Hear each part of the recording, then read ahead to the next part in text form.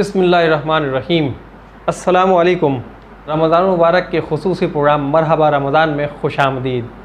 और आज के हमारे प्रोग्राम का मौजू एक अज़ीम हस्ती सैयदना हज़रत अबू बकर सिद्दीक़ रज़ी अल्लाह ताला अन्हो हैं। जी हाँ, वही अबू बकर सिद्दीक़ रज़ी अल्लाह ताला अन्हो जिन्हें हमारे नबी ने सिद्दीक़ का लक़ब दिया, जिन्हें अतीक़ का लक़ब दिया और जो जानशीन रसूल कहलाए। वैसे तो हज़रत अबू बकर सिद्दीक़, इनके बारे में, इनकी शान मैं क्या बयान करूं। इनके बारे में हम निसाब की किताब में बहुत कुछ पढ़ते चले आए हैं, बहुत सारे हमने बयानात सुने हैं। तो आज जो है इसी हवाले से मैंने सोचा कि आप लोगों के साथ कोई इनके एक दो वाक़यात जो है वो बयान करता चलूं। तो नाज़रीन, सबसे पहले मैं आप लोगों को बताता चलूं कि हज़रत अबू बकर सिद्दीक़ रज़ी अल्लाह ताला अन्हो को सिद्दीक़ का लक़ब क्यों दिया गया।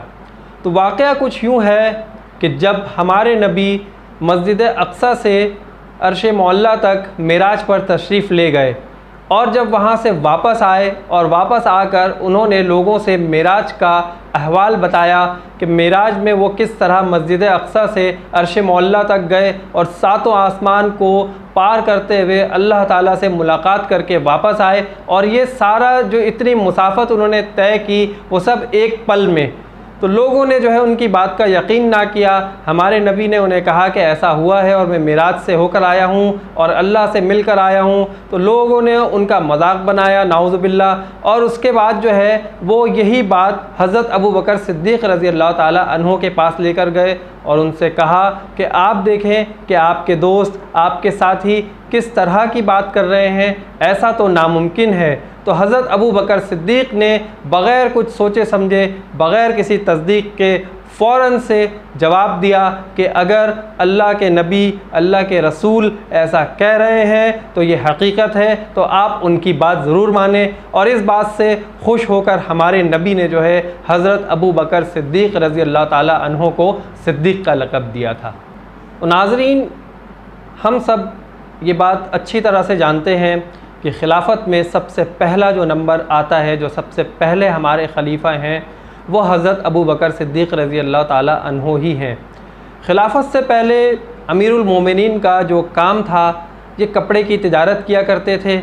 और ख़िलाफ़त के बाद भी जैसे ही इन्हें खिलाफत मिली तो तिजारत की गर्ज़ से कुछ कपड़े, कुछ चादरें अपने कंधे पर रख कर वो निकल पड़े। तो जब वो निकले तो रास्ते में उनकी मुलाकात हज़रत उमर रज़ी अल्लाह ताला अन्हो से हुई। तो हज़रत उमर ने हज़रत अबू बकर सिद्दीक़ रज़ी अल्लाह ताला अन्हो से दरियाफ़्त किया कि ए अबू बकर, आप कहाँ जा रहे हैं। तो हज़रत अबू बकर सिद्दीक़ रज़ी अल्लाह ताला अन्हो ने कहा कि मैं तिजारत की गर्ज़ से जा रहा हूँ। तो हज़रत उमर ने उनसे सवाल किया कि अगर आप तिजारत की गर्ज़ से जा रहे हैं तो खिलाफत के मामलात कौन संभालेगा।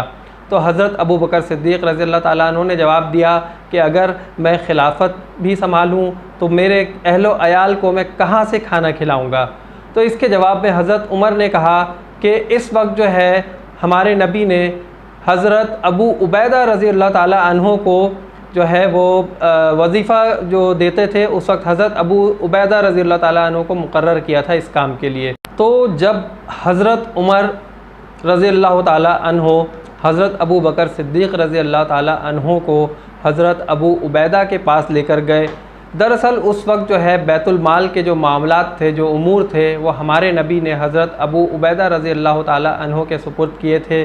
तो हज़रत उमर ने यही कहा कि हज़रत अबू बकर सिद्दीक़ रज़ी अल्लाह ताला अन्हो खलीफा वक्त हैं, तो इनके लिए जो है बैतुल माल से कोई वजीफ़ा मुकर्रर किया जाए। तो हज़रत अबू उबैदा ने जो है वो एक औसतन वजीफ़ा उनके लिए मुकर्रर कर दिया, जो कि ना बहुत ज़्यादा था और ना बहुत ज़्यादा कम था। तो उसके बाद फिर उनका गुज़र बसर उसी वजीफ़े पर होता रहा। कुछ दिनों के बाद जो है हज़रत अबू बकर सिद्दीक़ रज़ी अल्लाह ताला अन्हो की ज़ौजा मोहतरमा ने कुछ मीठा खाने की ख्वाहिश ज़ाहिर की। तो हज़रत अबू बकर सिद्दीक़ रज़ी अल्लाह ताला अन्हो ने जवाब दिया कि इस वक्त जो है मेरे पास वजीफ़े में इतने पैसे नहीं होते कि मैं मीठा कुछ अलग से उसका इंतज़ाम कर सकूं। तो उनकी ज़ौजा ने कहा कि हम ऐसा करते हैं कि हम अपनी रोज़मर्रा की चीज़ों में से कुछ पैसे बचा लेते हैं और हम कुछ दिनों में फिर मीठा खाने के काबिल हो जाएंगे।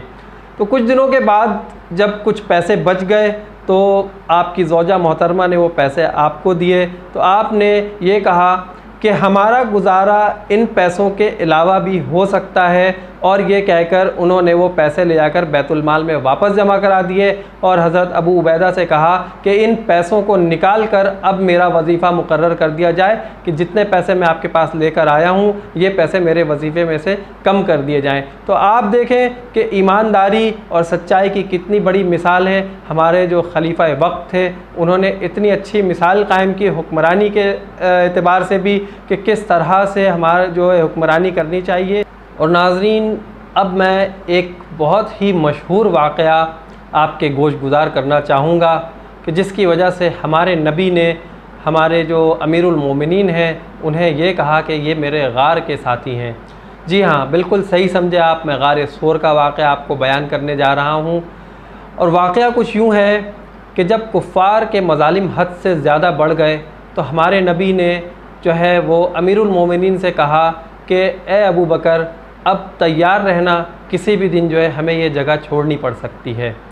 तो एक मरतबा ऐसा हुआ कि कुफ़ार ने जो है हमारे नबी के घर का मुहासरा कर लिया और चारों तरफ से घर को घेर लिया। रात का वक्त था, हमारे नबी जो है घर से निकले और सूरह यासीन की तिलावत करते हुए उन्होंने मट्टी उठाई और ख़ाक उड़ाते हुए उन कुफ़ार के सामने से निकल गए और उन कुफ़ार को पता तक नहीं चला कि कोई उनके सामने से गुज़र के भी गया है।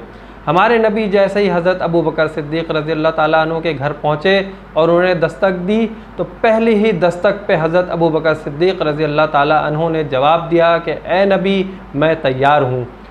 बस उसके बाद हमारे नबी और अमीरुल मोमिनीन दोनों जो है जबल सूर की तरफ रवाना हो गए। और जब रवाना हुए तो रास्ता भी बहुत कठिन था। आहिस्ता आहिस्ता आहिस्ता आहिस्ता चलते चलते रात की तारीकी में वो जबल सूर की तरफ पहुँचे और फिर वो पहाड़ के ऊपर चढ़कर गार सूर में दाखिल होने लगे। तो हज़रत अबू बकर सिद्दीक़ रज़ी अल्लाह ताला अन्हो जानशीन रसूल अमीरुल मोमिनीन ने हमारे नबी को बाहर रुकने के लिए कहा। कहने लगे कि मैं ज़रा गार का मुआयना करके आता हूँ। यह कहकर सैयदना अबू बकर सिद्दीक़ रज़ी अल्लाह ताला अन्हो गार के अंदर तशरीफ़ ले गए और जाकर उन्होंने सबसे पहले अपना इमामा शरीफ उतारा। इमामा शरीफ उतार के उन्होंने इमामा को फाड़ फाड़ के गार में जितने सुराख थे वो सारे बंद करना शुरू कर दिए।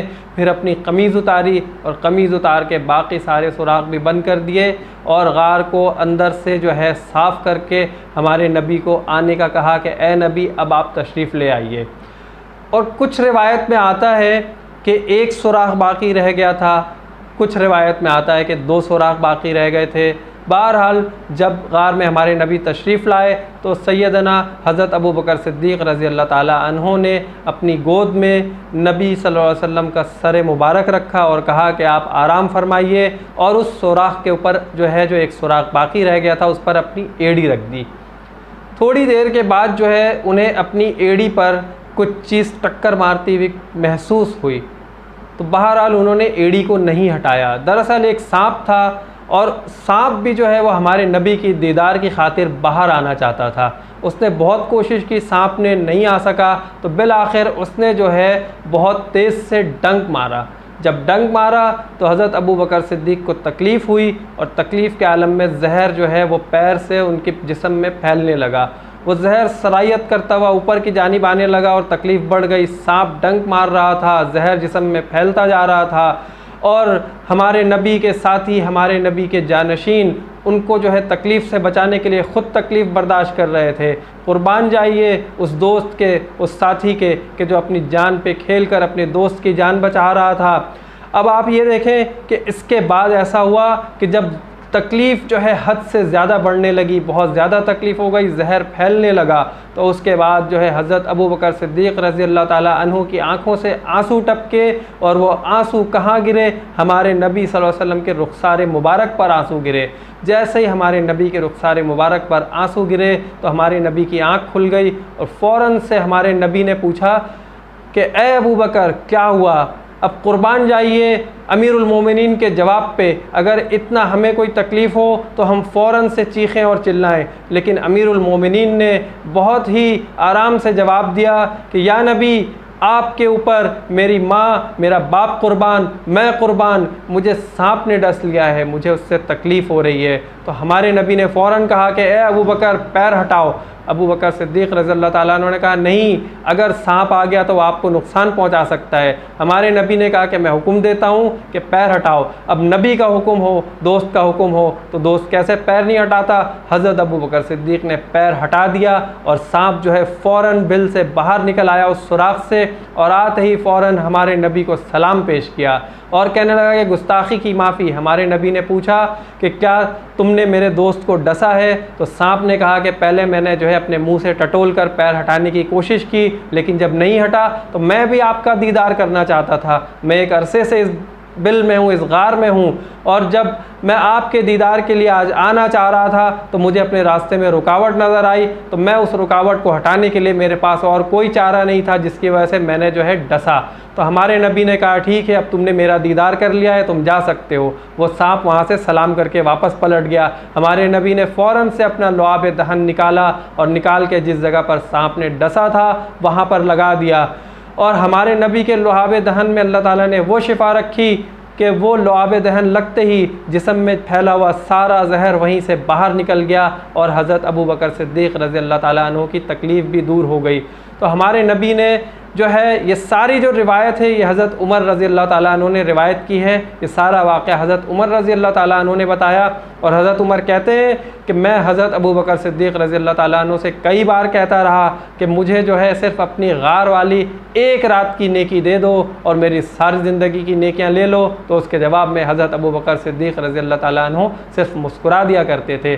कुर्बान जाइए उस चेहरे के कि जो चेहरा जिसके बारे में हमारे नबी ने कह दिया कि इस चेहरे को जहन्नुम की आग नहीं छू सकेगी। हज़रत आयशा, अम्मा आयशा रज़ियल्लाहु ताला अन्हा रिवायत करती हैं कि हमारे नबी ने फरमाया है कि हज़रत अबू बकर सिद्दीक़ रज़ियल्लाहु ताला अन्हु को अल्लाह ने जहन्नुम की आग से आज़ाद फरमाया है। जब अल्लाह ने जहन्नुम की आग से आज़ाद फरमा दिया तो हमारे नबी ने बता दिया, तो उस चेहरे को जहन्नुम की आग कैसे छू सकती है। तो नाज़रीन, आज के लिए इतना ही काफ़ी है। अगर हम बात करना चाहें खुलफ़ाए राशिदीन के हवाले से तो हमारी जो है कई घंटे हमारी ज़िंदगी भी कम पड़ जाए शायद इनके बारे में, इनकी जो है सीरत और इनके जो किरदार को बयान करने में। तो ये कुछ छोटी सी कोशिश है मैं अपने चैनल की तरफ से जो आप सबके लिए लेकर आ रहा हूँ। तो आप लोगों को अगर ये वाक़यात अच्छे लगे हैं, पसंद आए तो अप्रिशिएट ज़रूर कीजिए, इसे कमेंट्स देकर बताएं। आप लोग इस वीडियो को लाइक करें, और अगर आपको ये बयान अच्छा लगा है तो अपने दोस्तों के साथ, अपनी फैमिली मेम्बर्स के साथ शेयर करें। बच्चों को ये वाक़यात सुनाएं, बुज़ुर्गों को सुनाएं, आप अपने दोस्तों को सुनाएं। और मैं आप लोगों से उम्मीद करता हूं कि जिन दोस्तों ने अभी तक मेरा चैनल सब्सक्राइब नहीं किया तो चैनल को ज़रूर सब्सक्राइब कीजिएगा। इसी तरह हम आपके लिए मज़ीद खुलफ़ाए राशिदीन के वाक़यात जो है रमज़ान मुबारक के महीने में लाते रहेंगे, और रमज़ान मुबारक के हवाले से पूरे रमज़ान कोशिश करें कि हर रोज़े में जो है आपके लिए हम कोई ना कोई प्रोग्राम लाते रहें। अपना बहुत ख्याल रखिएगा। अल्लाह निगहबान।